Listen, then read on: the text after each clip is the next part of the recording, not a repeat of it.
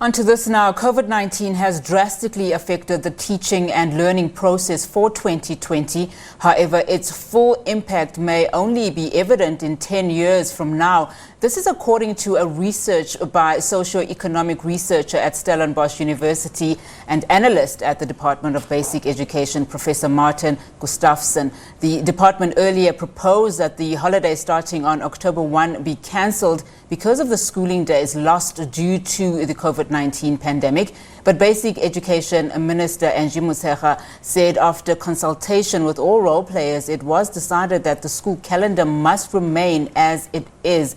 Now let's discuss this. We are joined via Zoom by University of KwaZulu-Natal education expert, Professor Labby Ramrathan. Professor, thank you so much for your time. Now this is a story that should concern us all. Now, can this lost time ever be recovered, Prof?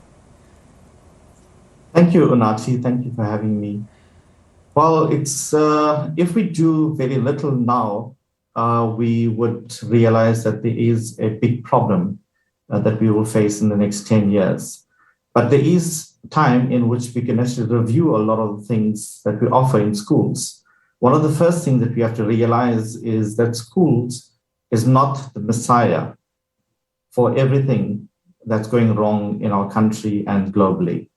And I think when we begin to separate the issue or the purpose of education, we will be able to realize that we have a curriculum that needs to be reviewed. And I think if we begin to start working more collaboratively, as indicated in a whole lot of other forums, be critical about what we offer. We have critical and complicated conversations about the purpose of schooling and what should we actually offer in school education. We would be able to make a difference in the impact of COVID. Prof, I'd like to touch on what you've just said in terms of curriculum. You're saying that we need a curriculum that needs to be reviewed, or we have one that needs to be reviewed. And one of the contentious issues around the education of our children in South Africa has been that topic, the curriculum, which has come under scrutiny for many, many years now. We just don't seem to be getting it right. When you say that the curriculum of this country needs to be reviewed, what exactly are you suggesting needs to happen? So, for example, if you take some of the core subjects like the languages and like mathematics that we offer, and many other subjects that we offer, we need to understand what is the purpose of that. So, for example, should we have learners taking 12 years of a language, and what then happens thereafter? So couldn't we now relook at what we offer in the different phases of schoolings for the purposes of what schooling should be doing in according to those phases? Should we offer, again, 7 subjects in schools or 8 subjects in schools, and that it should be taken every year? So how do we create space for relevant learning while being globally relevant as well?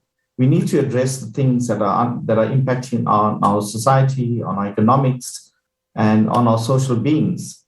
And we can't then offer subjects, for example, over 12 years.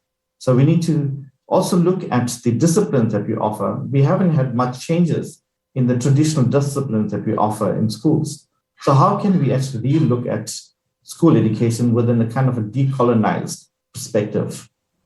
What do you think the stumbling blocks are in terms of those that are in that position to make the change that you speak of? I mean, we know that the Department of Education uses some of the best researchers in the country, and we know that the approach is also multifaceted. Where are we going wrong? Well, it's quite a complex process. Curriculum is really a contested terrain. It's never neutral. People have a position of power, position of control. So that's why I'm advocating for a critical conversations across the curriculum scholars that we have, across the different stakeholders that are involved and rely on school education as a conduit into their spaces as well. So it shouldn't be only rely on a few individuals who advise the minister or advise agencies of the minister of what should be in the curriculum. We shouldn't only be looking at international spaces to say, this is what's happening in different parts of the world. We should actually do that as well. we have to bring the conversation to our context, our conversations to the issues that we are dealing with. And I think the broadness and, I mean, if you look at almost every university has scholars in curriculum. Are they consultants? They are teachers who have very deep insights into what curriculum should be offered at the level of schools. How are they brought into the discourses and conversations about what we should actually offer in schools? So as I said, it's a complex issue, it's a complicated issue, but we really need to begin to have deep conversations about what we offer, when we offer it in schools and so on. A simple example is that one of my colleagues, Sarah Vansila, had did a study on looking at mathematics. And she actually looked at and traced the students that take mathematics from grade 1 up until they reach university, and only found that less than approximately 5% of those take mathematics at university level for the different professions that they want to pursue.